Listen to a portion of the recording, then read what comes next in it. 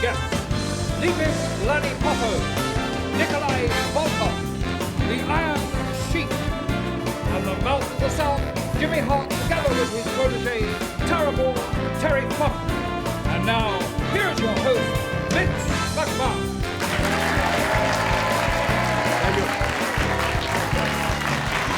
Thank you. Welcome to TNT.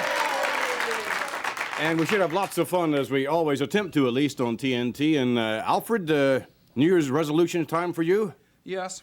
Stay away from girls. Stay away from the ladies. Yes, they told me. Well, our next guest, normally you won't find them around the ladies too often. But our next guest, you'll find them around the squared circle, and whenever you do, you're going to expect a little bit of trouble and all kinds of excitement. Would you please welcome Nikolai Volkoff and the Iron Sheik.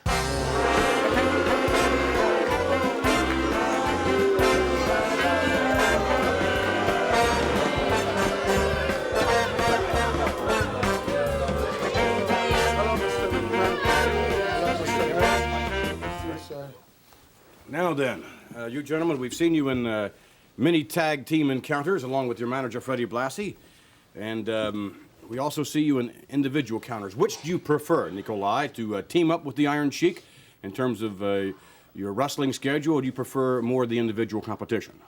Really, I prefer be with Iron Sheik because we proved the whole Americans that we was #1 tag team. We was the champions. We never lost the belt. They were still away from us. And we cannot get match with Greg Valentine and Brutus Beefcake, who have the belts now. You cannot get a match. No, they don't want to sign. They're so scared because to us they are just another 2 Americans who are scared. Mm-hmm. Well, Sheik, what about you? Do you prefer the tag team competition or individual competition? Well, to me, Mr. McMahon, doesn't matter. Every intelligent American know about the Iron Sheik A to the Z. That's because my manager, Mr. Blassie, is not here, because Mr. Blassie is so confident for Nicola and myself, and Mr. Blassie was the first, my manager, make me to become the world heavyweight champion, the biggest wrestling area in America, WWF, which is, you know, better than a lot of intelligent people. I made it. And now, I come the tag team champion with my Russia partner. We made it. That's because Mr. Blassie is so confident. Tell me, Sheik, I don't have to come over there because your body tell the American people a story. Cameraman, zoom it. Now you shut the mouth and look at me. And look at me. Cameraman, zoom it. Look at the neck. That's because, Mr. McMahon, that's because Mr. Blassie is happy and he says, Sheik, sooner or later, you're going to get the belt back again, Nicola and I, especially with that 2 American wrestler, Greg the Valentine and Brutus Beefcake. I'll be looking for him all over. If I could interrupt, please, for just a moment. Please, go ahead. Thank you. Nikolai has done some things that you haven't done, and of course you have been heavyweight champion. Nikolai has never accomplished that on a single encounter, but Nikolai has done something now that you have not, and that is apparently he's launching a singing career. How do you feel? Is there any jealousy between, I know Nikolai Volkoff attempts to sing Cara Mia. Are you a little jealous of that? Or? Well, I'm not jealous, Mr. McMahon. It's my pleasure to have an intelligent partner. He knows how to read, how to write, plus 7, speaks 7 language, which is not too many American can speak. Yeah. Yes, sir. That's because it's my pleasure to have the strongest partner, plus very good singer, better than Tom Jones, better than Frank Sinatra, better than anybody, or Madonna, or Cyndi Lauper, whatever her name is. There, Alfred, you have the wrestling album, and on the wrestling album, Nikolai, you sing Cara Mia. You say that you have the most popular single cut on the album, and I would think many people would think that Mean Gene does. Why don't we do this? For all of you who would like to vote, just take a little test here, if you don't mind, sure. Studio audience. For all of you who would like to vote for Nikolai Volkoff, let's hear it for Volkoff. Oh, my goodness. All right, how about for Mean Gene Okerlund? Are you people jealous? Look at this. Sorry, Nikolai. What do you expect?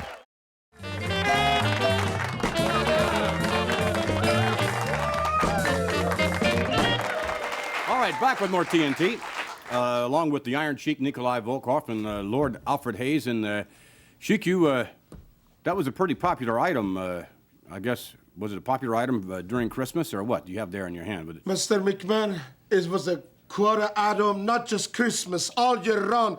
In the hottest thing in the market, intelligent American always get the Iron Sheik statue. No Hulk Hogan. Excuse me. You said intelligent American. That's right, because American intelligent athlete, young boy, same as in the Tehran, Iran. Yes, but all they know about the Iron Sheik is a real WWF champion. Any market you go, you cannot find the Iron Sheik because it's sold out. They know the Sheik is the best. the best. How does that sell in Iran? Iran, you cannot find it because all of it is sold out. It's the best, hottest thing in the market. And Nikolai, is that a hot item in Russia? Yes, very hot item in Russia. People buy them lots because they like it. Nikolai Volkoff is the best champion Russia ever have. Is that right? That's right. Exactly. Cameraman, zoom to that Just look at beautiful, it. Beautiful. good-looking Russian athletic You have and a- Persian athletic. That little, the little one there you have, those are the two larger ones, but on you have your thumb there. Where do you have your thumb stuck in the... That was always the Iron Sheik is number one. they have a And you game people, play. you can say that that's true or no. Ask them, What would Nikolai. happen if the Volkoff attacked the Iron Sheik? I wonder what would happen there. Why? They will just work out like we do all the time. We go to gym, we work out. I see. We wrestle each other. As you can We'll, see. we'll take you now to to more than just a workout. As a matter of fact, a tag team matchup in which you two fellows are meeting two contenders in the World Wrestling Federation. Let's join the tape. The manager, the Hollywood fashion plate, Classy Fred Blassie. And his tag team combination from Tehran, Iran, weighing 258 pounds, the Iron Sheik. And his partner from the Soviet Union, weighing 313 pounds, Nikolai Volkoff. That's an impressive-looking athlete. Ladies and gentlemen, Mr. Volkoff requests that you all rise and respect his singing of the Soviet national anthem. Oh, boy. As long as he doesn't sing Cara Mia.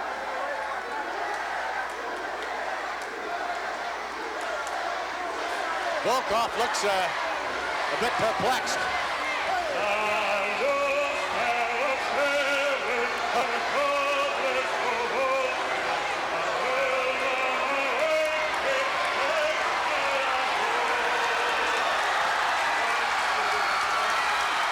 Whoa, baby! Look at that! Whoa, baby!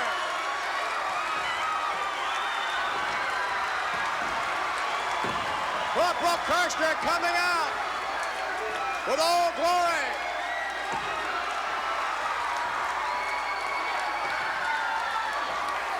He's really stirred up something out here.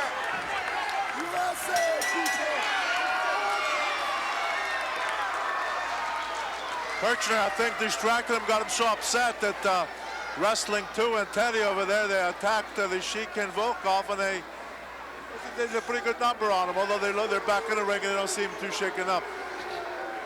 Although perhaps a little disoriented. I think Mr. Volkoff feels that he was rather rudely interrupted there by Corporal Kirshner. But the people loved it. Right in the middle of singing his national anthem.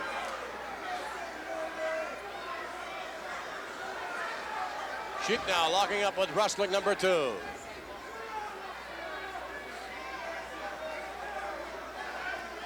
Well-seasoned veteran, Mr. Wrestling number 2. Indeed he is. He's been around, this guy, and he's made quite a reputation of himself throughout Europe and most of the United States. He's quite a wrestler.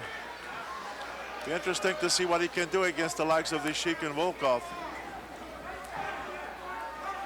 Forearm thrown to the midsection, but didn't have a whole heck of a lot behind it. Yeah, look at that. No Trying to effect at snap him all. over and can't do it. Ripley now into the ring. That takes its toll. Ripley coming in with an elbow. Uh-oh, that's all.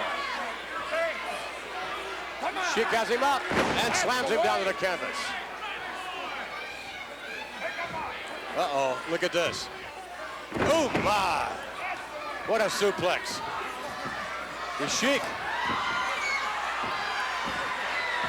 Getting set now. The Camel clutch.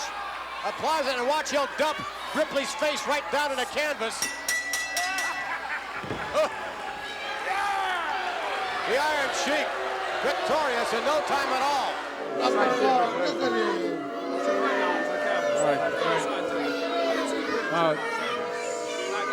If we could, Sheik, if we could ask you a personal question, if you don't mind. Please, Mr. Gilbert, no problem. We saw a sign out in the audience, well, here in the studio, as a matter of fact, also, but also one out in the audience in the tape we just took a look at, and the sign read, "The Sheik has camel breath." I wonder. What are you talking about? I wonder, have you ever, what does camel breath smell like? Well, Mr. Hayes, I think you can answer that question better than me. It is Mr. Lord to you. I know that you're from Iran, but I'd rather have the title. What does camel breath smell like? It is the most nauseating stench one has ever smelt. Really? Yes, I remember he bought his own camel once. You know, Claude. I do remember Claude. Yes. On an earlier TNT show, and that camel, he did several things. Oh, yes, from any number of, yes. Well, I think it smells much better than most Americans people anyway. Okay, fine. Well, with that, we'll be right back.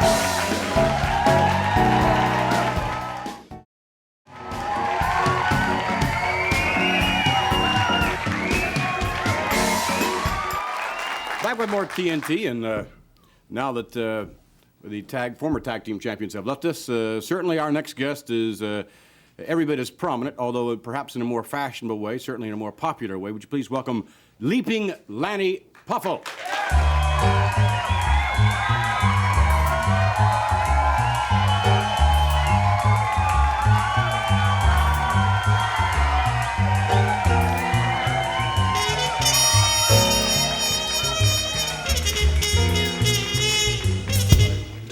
Very well. I must say that your wrestling style is most unique, and your style and everything that you do in the World Wrestling Federation is very unique. From as we just saw, those were a sampling of some of your poems. I think you were throwing to some of the fans. Mm-hmm. I like to make sure that all the fans get a souvenir. You can't do it for everybody, but it's like winning a lottery. And I never forget that I was once a wrestling fan myself, and I never stopped being one. And the reason my voice is a little hoarse right now is Hulkamania has me too. Oh, all right, good enough. But you do something that, notwithstanding your talents, which we'll take a look at as far as in the ring is concerned a little later on, you do something that no one else, I don't believe, in the history of professional wrestling does, and that is write and read poetry. And so much of it is most unique, to say the least. Do you have any samplings with you? Oh, yes, I do. In fact, the first one is about the wrestling fans. Okay. The World Wrestling Federation has caused a culture shock in every phase of our society, from classical to rock. In triumphant jubilation, every social class is one, with a single common interest, just to have a little fun. I've seen the rapture in the eyes of fans from every nation. You made us what we are today, World Wrestling Federation. All right. Very good.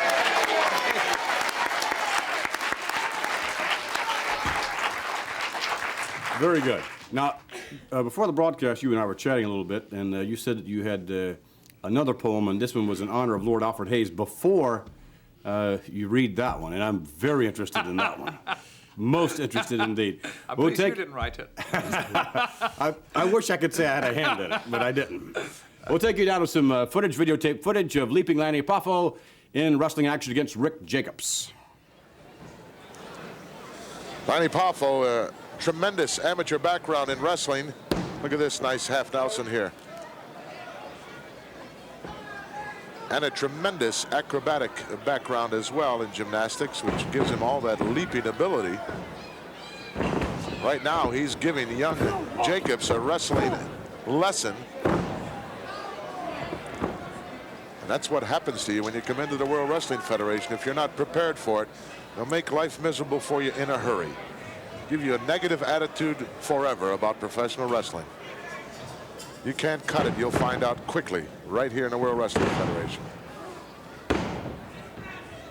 As soon as young Rick Jacobs gets to his feet, Leaping Lanny takes him right down to the canvas. Going to have to mount some kind of offense soon, or this match will be over. Uh-oh, he's going to make Leaping mad here. Wow, what a right-hand shot right underneath the chin. Some nice crescent kicks by Mr. Poffo. Oh, he'll have a few mat burns on the nose and forehead tomorrow morning for sure. Forward front flip right onto the sternum area of Rick Jacobs, who's not faring too well right at the moment. And with the experienced ring veteran, referee Gilberto Roman warning Leaping about the clenched fist. Well, Jacobs looking for a little timeout here. There is no timeout in professional wrestling, folks. Turns Lanny around nicely in the corner. Couple of forearm smashes, looking for a Beal out of there, but wow. Aggressive kick right underneath the chin. Lanny starting to unload now with a heavy artillery. Snapmare out of the corner, nicely done.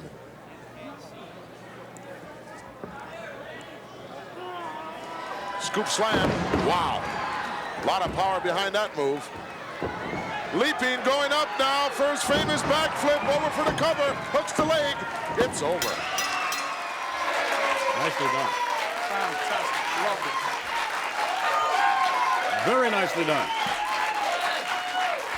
All right, now this is the moment that I start to say we've all have been waiting for. I'm not too sure about that, but certainly I have been waiting for it. This is a poem that you wrote in honor of Lord Alfred Hayes.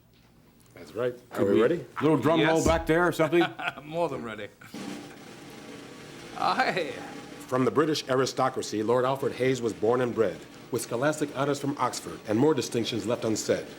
It was his flair for unarmed combat that led him to our western shores, where his sophisticated style would one day open other doors. The World Wrestling Federation assigned his lordship to the mic, where he could share with every fan the witticisms that we like.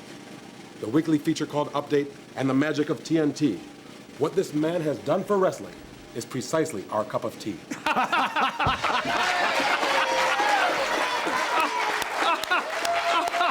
Oh, that's super. Oh, very good. Oh, my goodness. Alfred will have that on his wall, I'm I'll sure. have that done yes. in gold. Done in gold, yes. Alfred, that's quite a tribute. It was. Thank you very much. I'm really flattered by that. We That look is forward, exceptional. Lanny, to following you in your wrestling career in the ring, and also we look forward to you reading poetry just before every match. Best of luck to you. Thank you very much. Continued success. Bye-bye. Good luck. We'll be back as we continue with more TNT.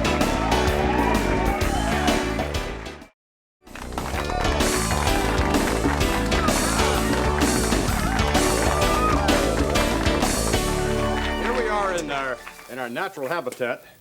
The only one that, well, I know I'm certainly out of place, and Alfred, you. I'm really out of place here. And but of all the people that are most out of place, I think maybe Jimmy Hart. I've heard of Dude Ranchers before, but I don't think that's.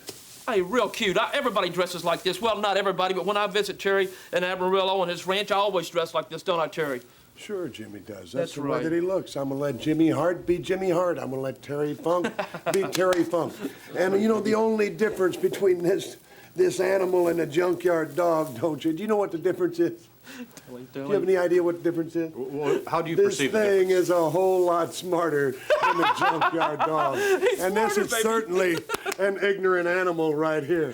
Well, now, Alfred, you've had some experience around I did. Amarillo, Texas. I did. Several years ago, I was living in Amarillo, and I was trying to chase down the Funk Brothers to wrestle them. And we were 40 miles away from a place called Hereford, where they had vast stockyards. And if the wind was blowing from Hereford towards Amarillo, where I was living, the stench was absolutely unbearable. Oh, really? Oh, gosh, the stink was just... You've got your nerve, Hayes.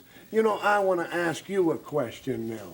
If you were in Amarillo, Texas, how would you sell a deaf man a chicken? How would you sell a deaf man a chicken? Deaf man a chicken. Yeah, you would walk up to him real quiet like, and you'd get real close to him and say, "Do you want to buy a chicken?" That was good, Terry. Good, baby. Let's take you to some videotape footage.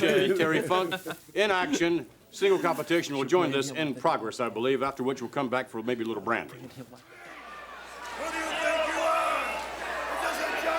I like Funk because Funk gives no quarter. Ask for none either. As a matter of fact, I think our microphone on the handheld just picked up Funk yelling, "This is the Junkyard Dog." And it certainly is not the Junkyard Dog. I'll bet Funk wishes it was, though. Everhart having some problems. That megaphone is most distracting. I find it rather enjoyable, McMahon. It gives you kind of an insight and a play-by-play from Jimmy Hart's point of view. It's different, but nonetheless annoying. Chop. Wow. Everhart. Woo.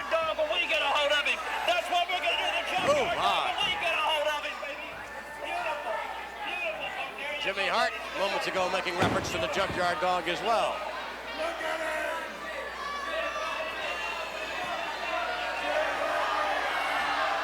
Terry Funk with Everhart and neckbreaker. Nicely executed by Mr. Funk. Textbook. Textbook. 1, 2, and he could have had 3. I don't know. Looked like a kick out to me. That looked like a kick out? Well, Funk always had a fair attitude. He probably wants to give the man a chance. I don't think so. I don't believe so.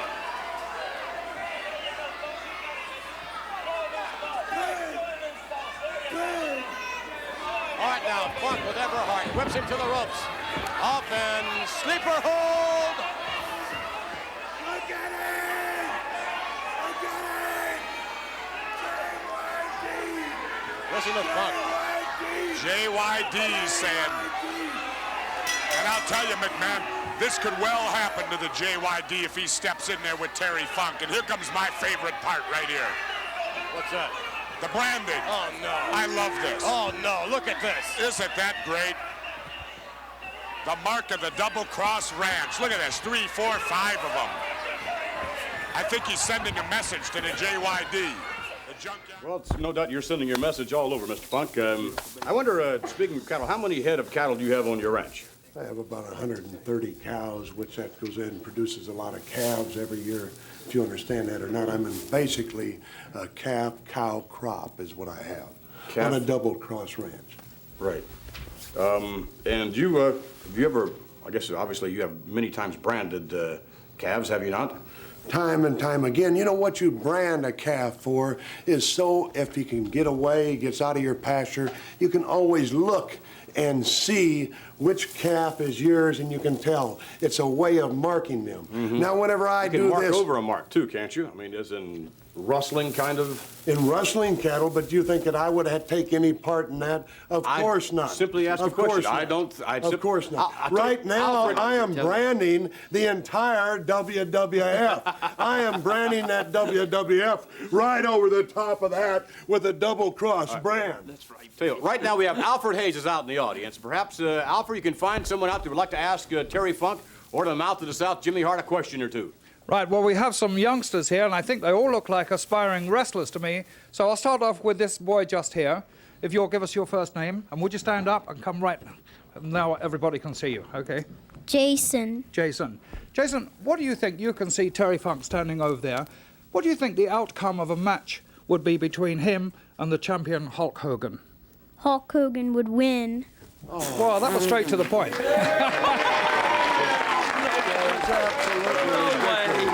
That's absolutely ridiculous. You know, Hogan right now, he's in front of the People's Magazine as one of the most 25 interesting people. He's been on Time, he's been on Life. Do you think he's been on all those magazines because of his brains? Do you think that he's smarter than you, more intelligent than you are? Of course he's not. He's not smarter than me either. The reason that he's on there is because he is the WWF champion. That's what I want to be. Then I'll be on the front of all those magazines. Okay, we got time for another question here.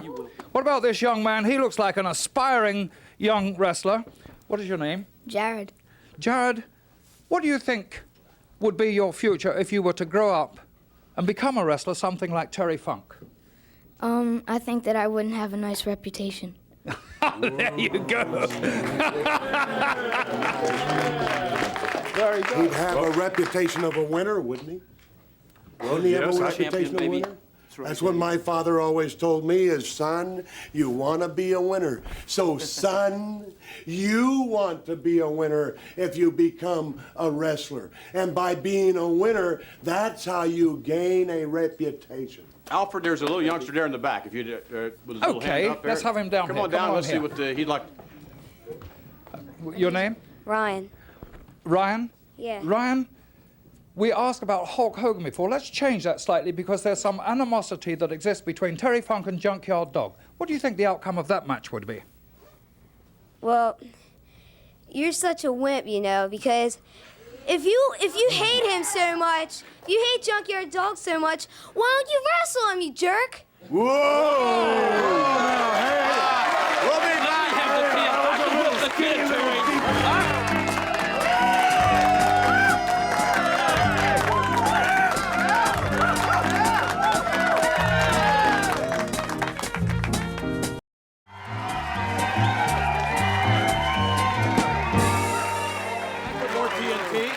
That kid's got a lot of nerve. I hope he gets a bad case of acne. That's what I hope. We were discussing earlier on about the use of the branding iron, and not only using it on your ranch to brand your cattle, but we've seen you use it in the ring on numerous occasions. You brought out earlier on, yes, you're branding many opponent in the World Wrestling Federation, but I think one of the most hilarious moments I've ever seen in perhaps World Wrestling Federation history was when that branding iron was not used on one of your opponents, but used on Jimmy Hart.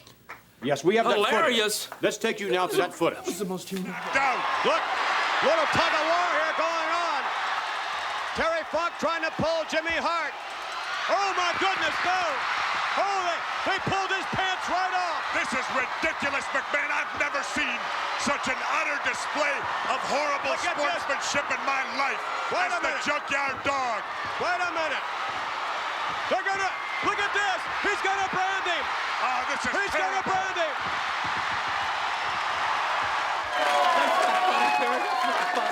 That's not funny, McMahon. You think that was hilarical? You think that was a hilarical? You think it's funny, don't you? That Well, it's wasn't a not funny. bit funny. Do you remember what happened during that match? Do you people possibly remember what happened during that match? No, all you remember is Jimmy Hart being branded. Why don't you go ahead and face the fact what I did is I beat the Junkyard Dog in the middle of the ring. 1, 2, 3. I must say that, was that just a slight bit humiliating for you, Mr. Hart? It was the most humiliating thing that's ever happened to me. Do you realize when I go through the airports, the people laugh at me? Every time I sit down, I think about the Junkyard Dog. When I came in today, these people over here were laughing at me, going, "You're the guy that got branded on TV, the mouth of the South." Let me tell you something. Who laughs last will laugh the loudest, and Terry Funk and Jimmy Hart will have the last laugh on the Junkyard Dog, won't we, Terry? How would you like it if we pantsed you or pantsed Lord Alfred? Yeah, that might be a good idea. That might be a good idea, People baby. would go ahead and laugh and think that was quite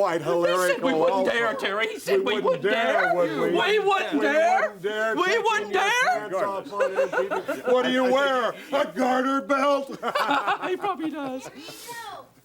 Well, we saw what you were wearing, as a matter of fact. Those cute little red undies, I think, was exactly the See, phrase. there you go. He's trying to make fun of me on national TV. Why don't you do something about it right now, baby? Time, and we thank you very We're much. always.